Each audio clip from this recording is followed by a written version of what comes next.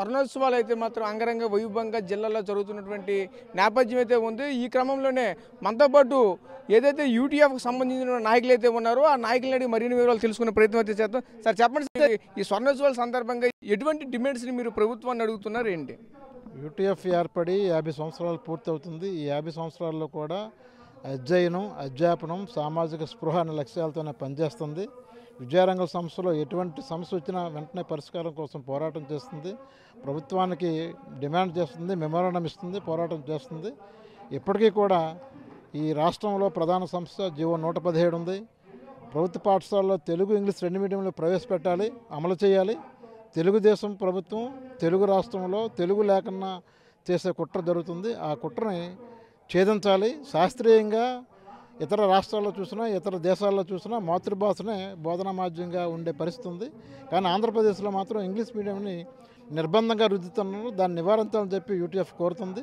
అలాగే పాఠశాలల్లో ఉపాధ్యాయుల్ని పిల్లలకి పాఠాలు చెప్పే పని చేయకుండా ప్రతిరోజు యాప్లతో వేధిస్తుంది.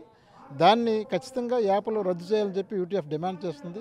అలాగే సిపిఎస్ రద్దు చేయాలని చెప్పి కోరుతున్నాము. గత ప్రభుత్వానికి చెప్పాము, ఈ ప్రభుత్వానికి చెప్పాము. ఈ ప్రభుత్వం మేము రాగానే ప్రత్యామ్నాయ విధానం ఆలోచిస్తామని చెప్పింది. ఇప్పటికీ దాని మీద మాట్లాడలేదు. ప్రతి సెక్షన్కు 30 మంది కన్నా ఎక్కువ ఉండకూడదు. ఇప్పుడు ఒక సెక్షన్కి 53 ఉంది హై స్కూల్లో, కానీ సెక్షన్ 30 ఉండాలని చెప్పి మా డిమాండ్. ప్రభుత్వ పాఠశాల బలోపేతం కోసం కామన్ స్కూల్ విధానాన్ని ప్రవేశపెట్టడం కోరుతుంది. అందరికీ ఒకే రకమైన పాఠశాల ఉండాలి. అది ప్రైవేట్ పాఠశాల అవ్వచ్చు, గవర్నమెంట్ పాఠశాల అవ్వచ్చు, ఒకే సిలబస్ ఉండాలి. అది మేము కోరుతున్నాం. మీరు చెప్పండి, మీకు సంబంధించిన ఏదైతే యూటీఎఫ్ ఉందో యూటీఎఫ్కి సంబంధించినటువంటి ప్రభుత్వానికి ఏ విధంగా వినవించుకుంటారో మీ సమస్యలు ఏంటి? ఉద్యోగులుగా మా డిమాండ్ ఏంటంటే సిపిఎస్ విధానాన్ని గత ప్రభుత్వం అమలు చేస్తామని వారంలో అమలు చేస్తామని చెప్పింది, కానీ అమలు చేయలేదు. కానీ ఈ ప్రభుత్వం అమలు చేస్తుందనే ఆలోచనతో మేము ప్రభుత్వాన్ని ఎన్నుకున్నాం. కానీ ఈ ప్రభుత్వం ఈ రోజు వరకు కూడా సిపిఎస్ మీద ఎటువంటి ప్రకటన కూడా విడుదల చేయలేదు. కూటమిలో డిప్యూటీ సీఎం గారు వారం రోజుల్లో దీని విషయం మీద ఏదో ప్రకటన చేస్తున్నారు, ఎంతవరకు చేయలేదు. కాబట్టి తప్పనిసరిగా సిపిఎస్ విధానం మీద ప్రకటన చేయాలని కోరుకుంటున్నాం. లేనప్పుడు మళ్ళీ ఇది ఒక రాజకీయ డిమాండ్గా ఇది ఒక ఉద్యమాన్ని త్వరలోనే ప్రారంభిస్తామని యూటీఎఫ్ తరఫున తెలియజేస్తున్నాం.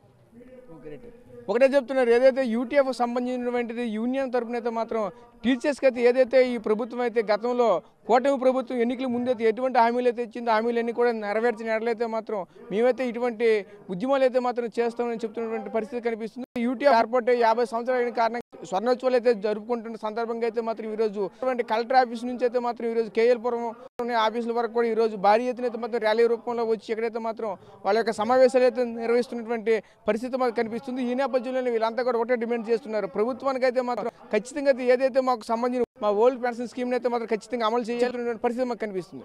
మరిన్ని వీడియోస్ కోసం ఛానల్ ని సబ్స్క్రైబ్ చేయండి. లేటెస్ట్ అప్డేట్స్ కోసం వాట్సాప్ ఛానల్ ని ఫాలో అవ్వండి. ఆ లింక్ డిస్క్రిప్షన్ లో ఉంది.